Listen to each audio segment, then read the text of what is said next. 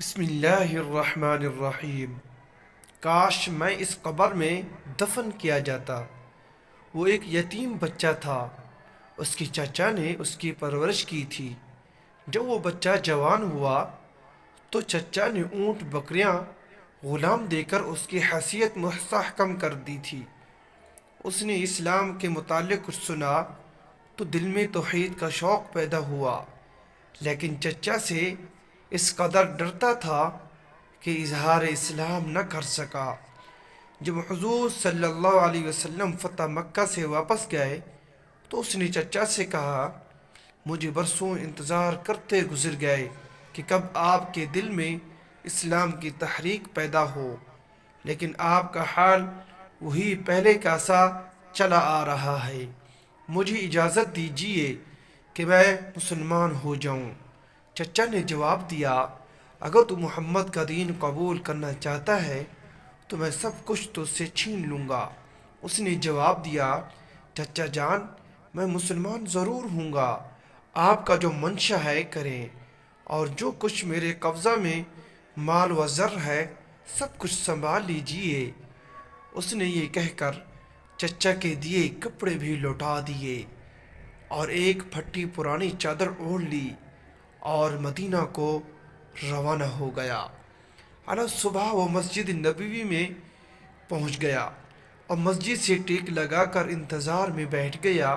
حضور صلی اللہ علیہ وسلم جب مسجد میں آئے تو پوچھا، کون ہو؟ کہا، میرا نام عبد العزیٰ ہے، فقیر و مسافر ہوں، طالب ہدایت بن کر آیا ہوں۔ نبی اکرم صلی اللہ علیہ وسلم نے فرمایا، آج سے تمہارا نام عبداللہ ہے، یعنی ذوالبجادین لقب ہے۔ تم ہمارے قریب ہی ٹھہرو اور مسجد میں ہی رہا کرو۔ یوں حضرت عبداللہ اصحاب صفہ میں شامل ہو گئے اور حضور صلی اللہ علیہ وسلم سے قرآن پاک سیکھنے لگے۔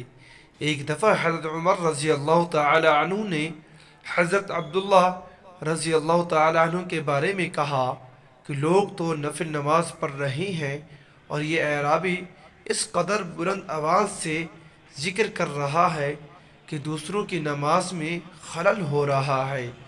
حضور صلی اللہ علیہ وسلم نے فرمایا، عمر، اسے کچھ نہ کہو، یہ تو اللہ اور اس کے رسول کے لیے سب کچھ چھوڑ چھاڑ کر آیا ہے۔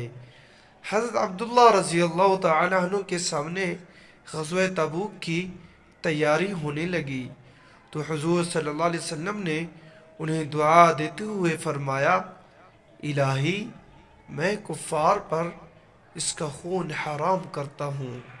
حضرت عبداللہ رضی اللہ تعالی عنہ نے کہا، یا رسول اللہ، میں بھی شہادت کا طالب ہوں۔ آپ صلی اللہ علیہ وسلم نے فرمایا، جب اللہ کے راستے میں نکلو اور پھر بخار آئے اور مر جاؤ تب بھی تم شہید ہی ہوں گے۔ تبوک پہنچ کر یہی ہوا کہ بخار چڑھا اور حضرت عبداللہ رضی اللہ تعالی عنہ انتقال کر گئے۔ بلال بن حارث مزنی رضی اللہ تعالی عنہ کا بیان ہے کہ میں نے عبداللہ رضی اللہ تعالی عنہ کے دفن کی کیفیت دیکھی تھی۔ رات کا وقت تھا۔ پہلے عبداللہ حضرت بلال رضی اللہ تعالی عنہ کے ہاتھ میں اترے، پھر حضرات ابو بکر و عمر رضی اللہ عنہما نے ان کی لاش لحد میں رکھی۔ حضور صلی اللہ علیہ وسلم بھی قبر میں اترے اور حضرات ابو بکر و عمر رضی اللہ تعالیٰ عنہ سے فرمایا، اپنے بھائی کو میرے قریب کرو۔ پھر آپ صلی اللہ علیہ وسلم نے دعا فرمائی، اے اللہ، میں ان سے راضی ہوا، تو بھی ان سے راضی ہو جا۔ حضرت ابن مسعود رضی اللہ تعالیٰ عنہ فرماتے ہیں، کاش اس قبر میں دفن کیا جاتا۔ اگر یہ ہماری ویڈیو اچھی لگے اس کو لائک، چینل کو سبسکرائب، ساتھ دے گئے بیل آئیکن کے بٹن کو ضرور کلک کریں۔